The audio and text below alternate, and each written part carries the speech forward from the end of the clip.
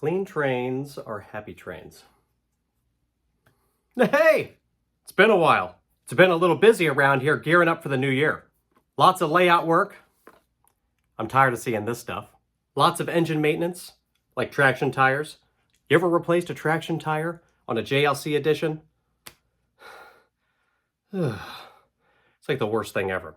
Got a couple of treats over the holidays that are going to pair well with some engines that are coming in. But it's time to answer some of your questions. Doesn't get much better than that. Welcome back, folks. Hope you're having a great week. It's time for the annual Q&A. I put a post on my community page last week inviting people to ask questions. Thank you all for posting your questions. I got quite a few, and I did my best to organize them. So I categorized them. We're going to split them up into 3 different categories. Category 1 is all about collecting. Category 2 is all about the layout. And category 3 are the random questions. Will you upload more than one 10-minute video every 3 to 4 weeks? Ouch. I try to do a video every 2 weeks, but...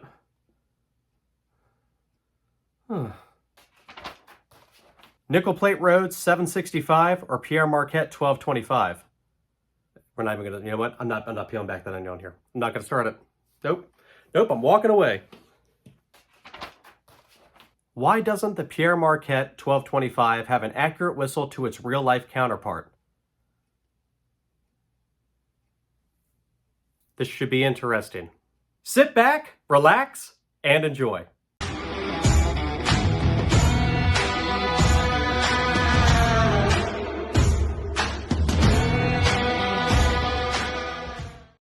Starting off with collection questions. The first question is, did you start with O-gauge or something else? I get this question a lot, and the truth is that I started with O-gauge. When I was a little kid, my dad had a mark set and a little loop of 027 track with a little switch. It was like my little empire that I could build with. Like you'll see this picture right here. This was my layout. I missed that layout. Sitting here in the middle of overkill, I should just go back to the simpler times. Better times. What engine am I most excited about this year? All right. Am I the first YouTuber to blow the whistle in the 90? Yeah. Yes. I don't think anybody else is playing. Here we go. Lionel's Brass Hybrid Strasbourg 90 has been one of the most hyped and talked about engines over the last year. So when this engine arrives this year, it's going to be a hit. You're going to see it everywhere. I have a few that I'm going to be running here. I got 2 different versions of it so that we can run the passenger and their freight excursion they did. So it's going to be pretty cool. That's an engine that I'm really excited about. What was your first train? Well, my first command engine that I got was right after I got married. It was the first year that my wife and I celebrated Christmas together, and my dad got me this K-Line, Baltimore and Ohio, K4 Pacific. So Dad, thank you so much for getting me that first engine. And to my wife, sorry for the Pandora's box that it opened.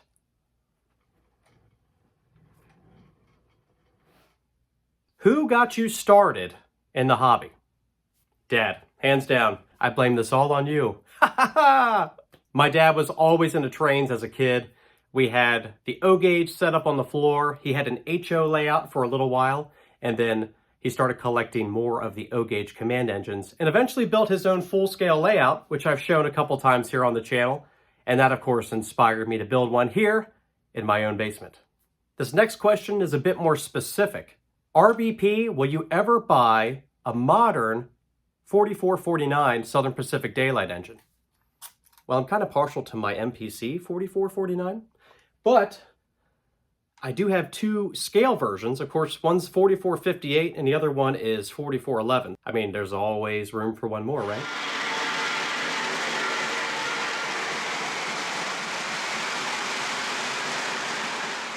Which engine has the most meaning? Well, I'd have to say that the engine with the most meaning is my post-war Lionel 675. And the reason why is because of all of my vintage engines. This one, I know the full story. This was my neighbor Sam's train that he received when he was a young boy, and he actually sold it to me just 2 summers ago. I had it restored, and it is here in my layout and collection, and I am its 2nd owner. So I have a lot of vintage trains, but I don't know where they came from. Could have been anywhere. It's like picking up $1 off the street. Do you own any Chicago Northwestern or Milwaukee Road? Someone has not been watching my videos because I got my daughter the Milwaukee Road Hiawatha set for Christmas. If you haven't seen this train, it's beautiful, and she was very excited to open it on Christmas morning. As for Chicago Northwestern, we do have this GP engine here, and I do have a Milwaukee Road Hudson as well. We got you covered.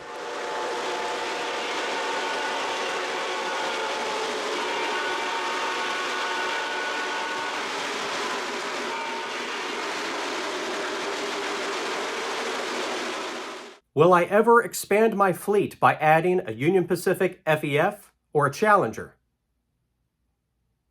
Nope, definitely not. Can you review the Union Pacific 844?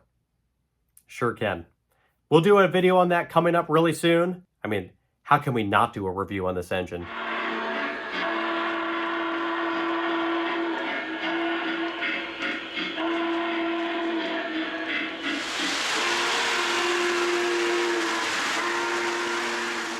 Will I be getting Lionel's new Base 3 control system?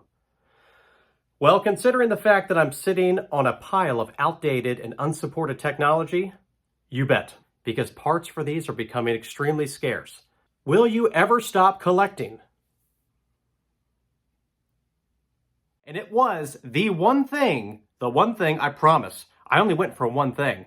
May have come back with, okay. It was the one train engine I was actually looking for. Am I considering other scales?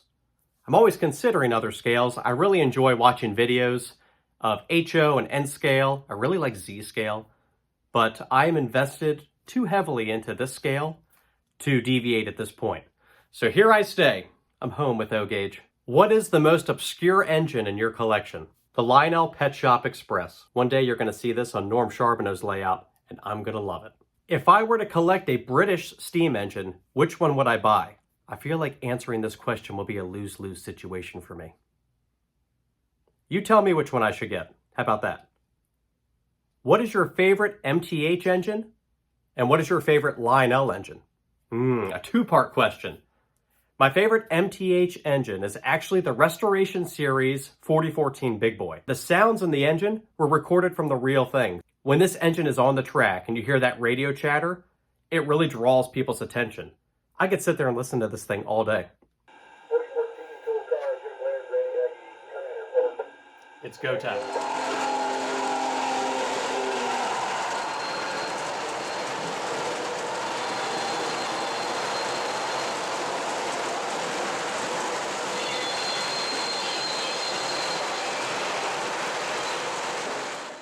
On the Lionel side, it's really difficult. I had to think about this for a while. And the way I'm going to answer this question is, what engine would I put on the track if someone was coming to visit my layout who's never been here? And that answer would be the Lionel TMCC Acela set. It was a breakthrough set.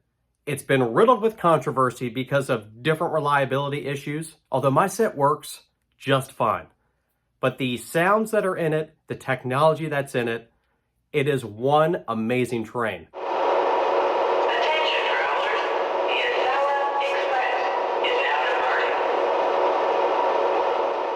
What's my favorite locomotive in my entire collection? My post-war 773. Hands down, the Hudson.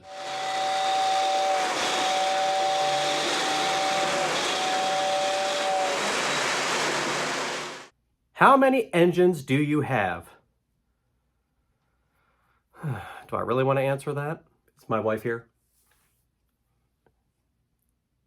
Stay tuned for an upcoming video on that. Moving on to questions about the layout. We're going to knock out these first two questions quick because these are the two I get asked all the time. Number one, have I considered extending the layout? Sorry, folks, I am all out of room in this room. I'd either have to build an addition onto this place or I would have to take over the other half of the basement, which is not going to happen. And number two, will I be connecting my elevated loops with the main table? The answer is no. But why? Why? Chris, why would you not do that? Part of my design criteria for my elevated section was the layout and my preference, but it was also for this channel. And when you're running trains on video, things can happen. So having two isolated loops that have no switches that have no dependency or connection on anything else. It makes my upper lines extremely reliable. That's really what I need. When I'm doing these videos, I need my trains to just go and not have any problems. If you introduce grades and switches and transition points, you could have derailments or random things. Now, don't get me wrong, it's a lot of fun to have that level of operation. And it's a lot of fun when I go visit layouts and I can do things like that. But for the way I operate here, this is perfect for me. Will I be doing an updated layout tour? You bet. I need to finish a couple of things. You'll see the back section of the layout has yet to be done. I've got most of the other areas done. Really do not like sculpt and mold. But once I'm done the south end of this layout, I'll be sure to do another layout tour and we'll see the whole thing all put together. How big is the layout? The layout is 27 feet long. So from the brick wall behind me to the end is about 27 feet. And then side to side is 12 feet. How often do I run the layout? Between videos, I actually run a lot of post-war. The post-war F3s are my go-to. There's also a game I like to play with my nephews when they come over, and I let them just pick random engines off the wall. Because what's great is that they'll let me run them for maybe a loop, maybe half a loop. Maybe I just get them on the track and start them up, then they pick another engine. It's a great way to cycle through the collection and make sure everything is working. Have I ever considered a ceiling layout? I would put a layout in every room of this house if I could. Please do a walkthrough of your train room and stuff. Fair enough. Here's an unfiltered walk through my train room. So you got some engines over here. It's kind of a mess everywhere. Ugh, kind of embarrassing. But let's flip around. This is the layout from the north end. So I normally sit where that light is in the middle. We are now in the middle of the layout. Ready? This area will look familiar right here. And kind of making our way back around. And here's the layout from this side with a bunch of blinding lights. There you have it. Let's come up here. Kind of see it. Some different perspectives, more foam on the floor. Look at this. You're just getting all this behind the scenes stuff. This is almost embarrassing. Now let's go to some of the more random questions. Will I do a train race? Well, I can tell you one thing. I know what train would win the train race. And it's the Lionel 675 post-war engine. See, all the digital engines, right, they have a max speed because of the computers. But the vintage engines, you just keep giving them throttle and they'll just keep going faster and faster and faster until eventually they fly off the track. No amount of magnet traction can save that. But I tell you, you're all right, little buddy. What real steam engine would you own? I'll tell you what real steam engine I would own. I would go to the B&O Railroad Museum and pull the 490 out and restore it. And that would be my engine. If I could have any engine that hasn't been scrapped, I'd have someone rebuild me a Dreyfuss Hudson. Here's another question that's going to get me in trouble. Who is your favorite Thomas character?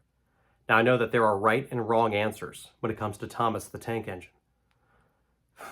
Do I even try to answer this? Drum roll, please. I'm going to do it anyway. Because you want to know who my favorite character is? Connor. Connor's great because Connor, according to fandom, is modeled after the Dreyfuss Hudson. So that makes Connor my favorite. Don't like it? You asked. I answered. Isn't that what I'm supposed to do? What do you think, Connor? I wish they made this in O scale. Am I planning to do more RBP and Friends? Yes. We will do another one this year, so get your layouts ready. Get your videos ready. I will let everybody know. Just keep following along. If you don't follow my community page, make sure you subscribe so you can see that. That's where I put a lot of this information. What are your top 10 favorite railroads? Well, I can tell you the top 3. Let's do that. Number 3 would be the Chesapeake in Ohio. Number 2 would be the MKT or the Katy. And number 1? That was weird. What am I doing? And number 1, the New York Central. Do I have any tips and tricks for beginners? That's actually a really good video idea. I think I'm going to do that. But to give you a general tip, a general trick, it is to keep tinkering. With this hobby, you have to get your hands dirty. You got to play with the wiring. You got to play with the technology. You just have to experience it. There's lots of great resources online, but I strongly recommend doing whatever you can at home to just kind of figure things out. To be honest, that's how I did things. Is there an engine that I've always wanted? Yes, I really would like to one day own the pre-war 700E, the original scale Hudson. Will I have any more special guests on the channel this year? Someone's actually asking for JD Stux. Jason, you watching? You gonna fly out here? I flew your way last year. Your turn, buddy. In my collection, what was the most difficult engine to find in running condition? That is the Lionel pre-war 763E Hudson. Now that engine just ran in my last video, but it's hard to find one that's not so warped that it can run. Over the years, zinc rot and just age will cause a lot of those older engines to crack and warp. Luckily, mine is still able to run, and it still runs really great for being such an old engine. Did I get them all? Most of them? You never know. You never know. I don't want to miss anything. I just want to thank every one of you who submitted a question. It's always a lot of fun answering these questions. What are some things you're looking forward to in 2023?